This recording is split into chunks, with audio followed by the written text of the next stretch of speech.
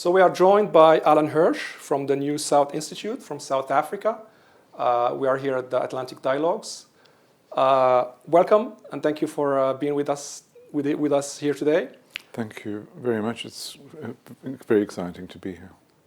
Today's discussion about the larger Atlantic and the cooperation between Atlantic countries and from both sides of the huge ocean that separates the two continents. It was very interesting. You mentioned some similarities and some things that can be used by countries to overcome problems and to come together and for a shared prosperity and security. Can you elaborate on that? Well, we do have history in common. Obviously, there are many people of African origin who ended up in the Caribbean, Central America, and South America, and there's culture in common. That culture, also the fact that we are all strongly influenced by European culture, so the languages that we speak are related very often. There is a lot that we can learn from each other. So I think that the Latin American countries, the South American countries in particular, have gone further ahead in terms of integration, especially in terms of the movement of people.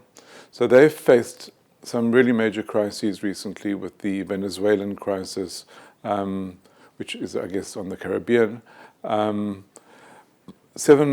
Nearly 8 million Venezuelans left Venezuela, and their neighbors had to decide what to do with them, and they've made a lot of very pragmatic decisions. But that followed on from decisions made in Mercosur about 22 years ago to increasingly allow for the movement of people across borders and to make it easier to move, to live, to work, to establish businesses across borders. In Africa, we still haven't moved nearly far enough in that direction. That's something we can learn from South Americans. Brazil has a relationship with the Lusophone countries in Africa and has been working historically to help with agricultural development in particular, and there they do have a lot to offer. Their agricultural science is very, very sophisticated and could be very useful. Their manufacturing capabilities as well. I think Africa has a lot to offer to South America.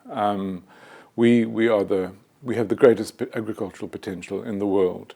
We have lots of minerals and other capabilities. We have many people who are looking for work and would like to be involved in economic activities that link the two continents. So I think that there are possibilities. We also talked about security cooperation. I think in the past there have been attempts to develop security cooperation across the South Atlantic. That perhaps is a little further away, but as we build economic and cultural and social relationships, I think we will gradually move in that direction as well. Both continents, I think, being very keen to remain peaceful parts of the world relatively to the very conflict-ridden parts. Yes. And Morocco in this regard, I mean, especially when it comes to intra-African cooperation, Morocco has announced this initiative or launched this initiative, the Atlantic Initiative, that was launched by the King last year. Do you think that this initiative is going to facilitate or promote this kind of partnership, especially when it comes to African countries, but beyond that? Yes, I think so. I think that any initiative that promotes a conversation about cooperation and that brings people together who are not only interested in talking about it but interested in acting on those conversations is important. And I think King Mohammed has set an example as a serious leader in Africa, accomplishing a lot in Morocco, and I think that there is more that he can accomplish in facilitating conversations in Africa and across the ocean. Yes, and when it comes to Moroccan-South African relations, I mean, Morocco is a regional player or regional state in North Africa, and South Africa is the biggest country in there and a major economic player. How do you think that the two countries can narrow the gaps between them and contribute to more cooperation between the North and South Africa? Well, there should be more cooperation.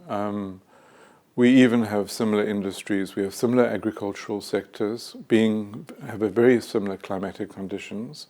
And we also have the two biggest car industries, automobile manufacturing industries in the continent, and many other things in common. I don't want to hold you too long. Okay. That was a very, very fruitful conversation. Thank you so much for your time.